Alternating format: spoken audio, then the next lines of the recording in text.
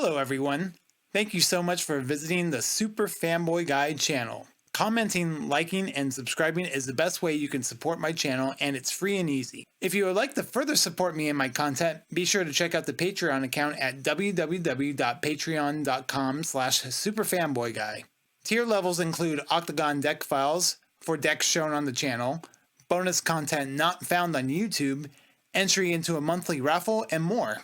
You can also find me on Discord, Facebook, Instagram, and Twitter. Just look for the SFG logo. Once again, thanks for visiting the channel. Now let's let the nerd times roll.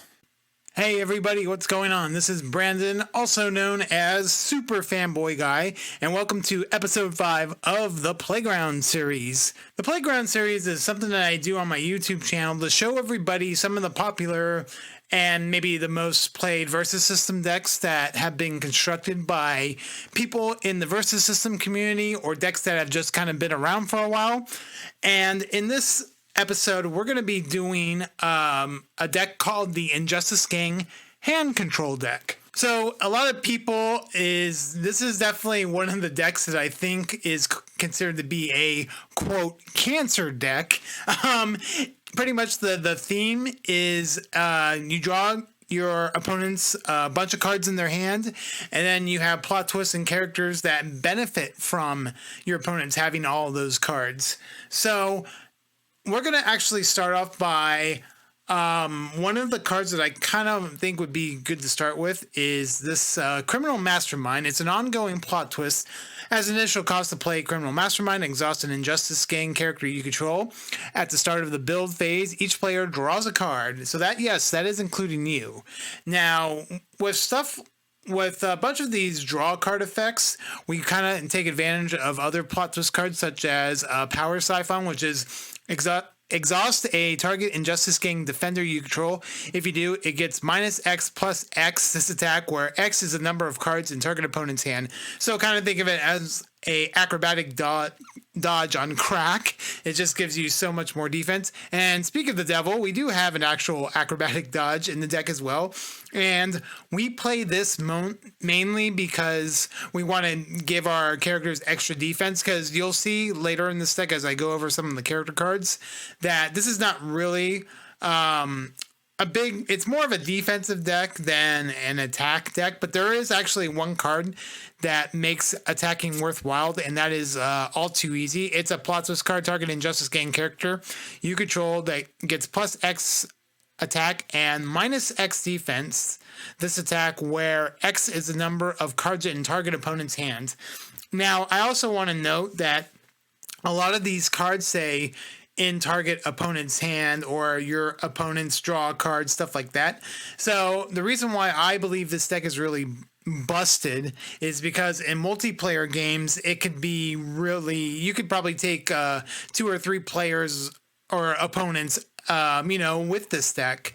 So that's kind of the thing that I also wanted to point out. Okay, so I kind of went over some of the basic cards, and also we have Secret Files, which is our search card for the deck. Each player gets to search for an affiliated character card, reveal it, and put it to their hands, and you can only play it if you control an Injustice Gang character card. And then we also have Evil Genius, which is to play exhaust a Lex Luthor you control with cost X. Each player draws X cards. And now we're going to talk about the main reason why we want our opponents to draw cards, and it's because of this card, this Lex Luthor right here, Nefarious Philanthropist. I can't pronounce that word. But anyway, so at the start of the it started the build phase. Each of your opponents draws 2 cards. If he does, that opponent cannot play more than 1 plot twist this turn. So this pretty much says your opponent can only play 1 plot twist this turn. And a good combination with this card is Joker Headline Stealer, which is each opponent cannot play plot twists from his hand with cost less than the number of cards in his hand. So if they have 20 cards, they can't play anything that costs 20 or less, which is less than 20. So that is that's kind of the combos getting these 2 cards out, so they pretty much can't play plot twist. So what are some other cards that we can utilize with our opponents having these like giant cards in their hands and can't really do anything. Well, we have the Circe 5-drop, which is activate. Target player loses 1 endurance for each card in his hand. So definitely a good way. So now you can potentially deal 20 or 25 damage to them, which is pretty crazy. And then we have the Scarecrow, which has kind of a similar effect. It's pay 3 endurance and they lose X endurance, where X is the number of cards in their hand, except you have to pay endurance with the Scarecrow, whereas the Circe you actually have to activate her. And then also he does have a boost effect. When he comes to play with 3 +1/+1 counters, and each opponent draws 3 cards.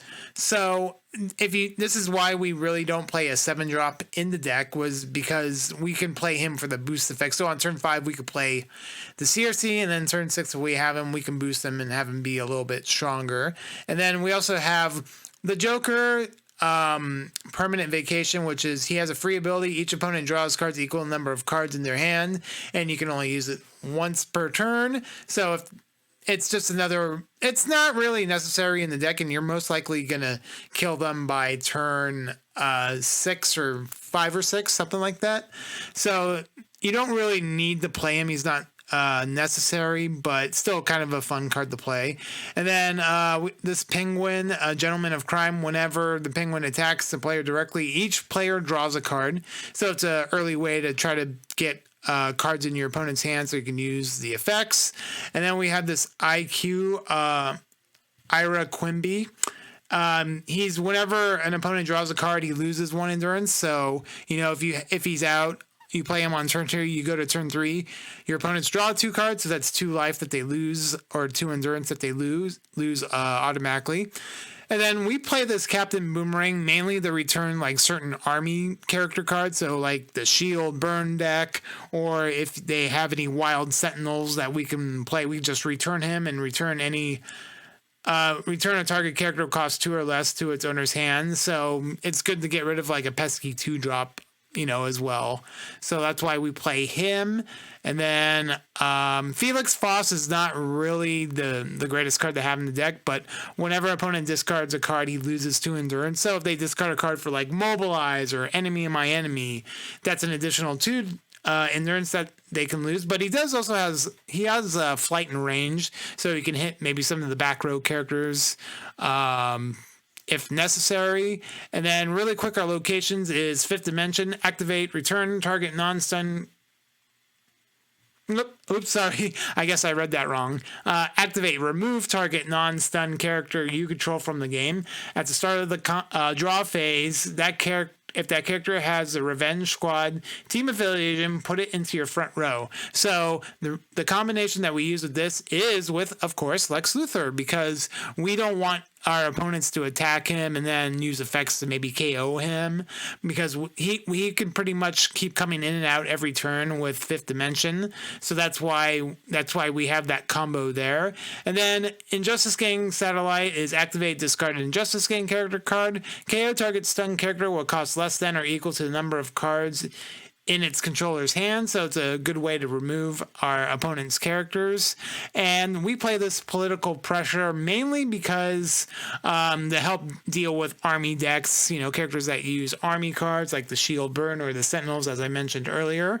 But so that's pretty much the deck. I'm going to go ahead and just do a little playtest session to show everybody kind of how to play the deck. And I do have the paper version of this deck, so I'm very familiar with it, so hopefully I won't make any misplays when I do the playtest session. So I'm just going to go ahead and jump right into it.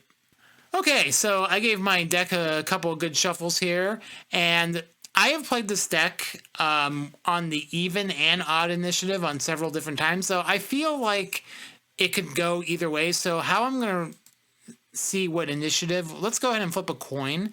Heads will be odds and tails will be even. So it's going to be tails, so we'll take the even initiative. So let's go ahead and get started by drawing our 4 cards. 1, 2, 3, and 4. I am going to mulligan this hand because we don't have any character cards.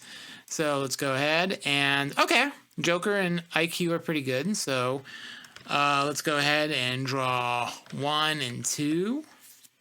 So let's go ahead and put a card down in our resource row. And then we don't have a 1-drop, so we can't play anything. So our opponent takes their turn, and then depending on what they do, they may attack us or not. So let's go to turn 2, which is going to be our initiative 1 and 2. Okay, Luthor was a good draw. We just need to get the location that goes with him. But anyway, I am going to set this resource right here. And then I am going to actually play, I can play IQ or Captain Boomerang. I think IQ is going to be a little bit better because we can start dealing damage to our opponent. And actually, I'm going to do something a little different. I'm going to keep track of the life. Like, I'm going to pretend this is our opponent's life. And I'm not going to do it by attacking and subtracting. I actually want to see how much actual non-combat damage we can do to kind of keep track of it. So I think that will be... we'll just kind of do it that way. So, okay, so let's go to turn 3 and draw 1 and 2. And since with IQ, they lose 2 endurance, so let's just kind of go ahead and keep track of that. And I don't think there's any reservist in this deck. Any reservist cards in this deck, so when it comes to our turn, we might have to bury something here. Now, when it comes to deciding what to bury, I'm not going to bury an IQ because you can always discard the pump up the one that's on the field. There could be a time where we play the penguin.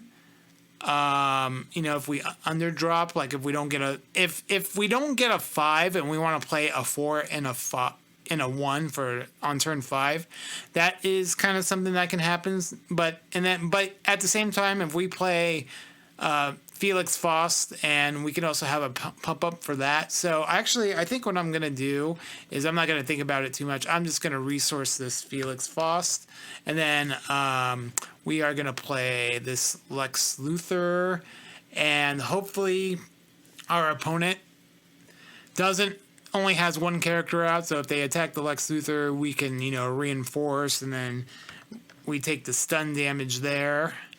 But I'm not going to actually stun because it'll affect the life total here, and I don't want to do that. Okay, so let's say we still have IQ out. We go to turn 4, which is going to be our initiative, so we draw 1 and 2. They're going to lose 2 endurance from IQ.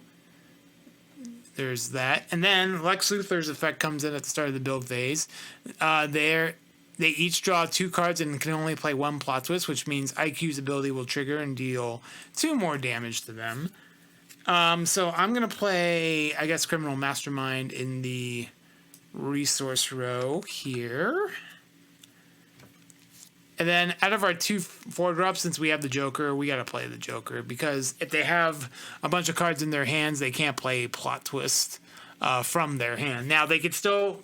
I guess I should have noted this when we were talking about the deck, but they cannot play plot twist from their hands, so they could still play from the resource. So that's kind of a important thing to remember. So let's just kind of check and see what we got here. Okay, so what I would also do is I would flip up Criminal Mastermind and exhaust IQ because he's probably not going to be doing much attacking, But so the ideal scenario, since it's our attack, we want Joker to attack until like maybe one of their 3 drops so that Joker can't get stunned. And maybe Lex Luthor attacks into like their 2 drop so he can't get stunned. That's the ideal scenario. But I'm going to say that if we still have our characters at this point, because playing plot twists from them are going to be kind of a little rough as well because we have these 2 out. But let's just say we keep all of our characters and, nobody gets KO'd this time.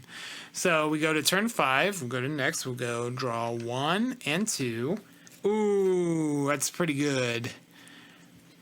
And so they would take another 2 damage for, doing all that fun stuff. And now this effect is going to trigger. So we're going to each draw 1 more card. And they're going to take... another damage. So let's say it's turn 5 is theirs. They make their move. They play their card. We're going to go ahead and play this in our resource row. And we're going to go ahead and play Circe. And if we still have all of our characters, I would probably maybe form something like this. because keeping this Lex Luthor alive is really important because they can only play one plot twist a turn. And also, he has this leader ability. Characters adjacent to him have the Injustice Gang team affiliation. So I think who was the one that I thought there was one character that didn't have Injustice Gang, but I could be wrong. But anyway, so maybe I would form like that. And the other thing you should also remember, if you want to activate Circe before combat, it's not a bad idea because, you know, if they go into combat, they may have a chance to play like plots from their hand to reduce the amount of damage that they take. So I don't know how many cards they would have in this hand. I didn't do the math from earlier. So I'm just going to activate Circe, and I'm going to assume that they take, let's say, how many cards would they have in their hand? I'm going to say maybe like 15, and maybe 16 to make it easier math here. So let's say we activate and they go to 25, and do that. And maybe they do some attacking where Joker maybe gets stunned, and then maybe IQ gets stunned, for an example, because they probably don't want to hit Circe because, or maybe they do, I don't know. But let's just say these two are stunned, and then we go to recovery, and let's KO IQ. And so we'll go ahead and ready all of our characters, and then we could also flip up the satellite to maybe discard, I don't know, the Penguin to KO one of their characters too. So that'll recover too. And so, okay, so let's go ahead and draw our next two cards, and turn 6 is ours. And all right, that's pretty sweet. Okay, let's go ahead and put Acrobatic Dodge in the resource row. And then we'll go ahead and we're going to boost the Scarecrow. So he is actually going to get some +1/+1 counters on him. And then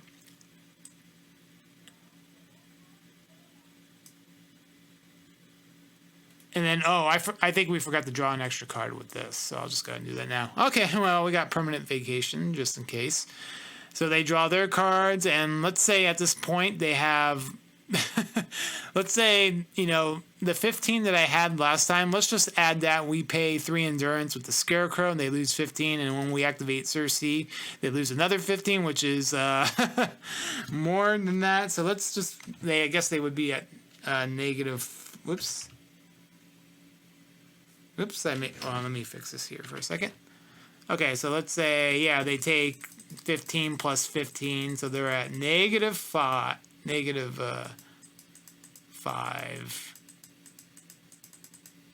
It just, I'm using that just as an arbitrary number. So yeah, so then they, you know, play their characters. We can maybe do some attacking with Scarecrow, and then if we're attacking, depending on what the feel is, we may want to put Joker in the front row to attack, and same with Lex Luthor. But it really depends on what they have on the board. And even after they're attacking, if they try to attack some of the other characters, I mean, they're dead at this point, so it doesn't really matter.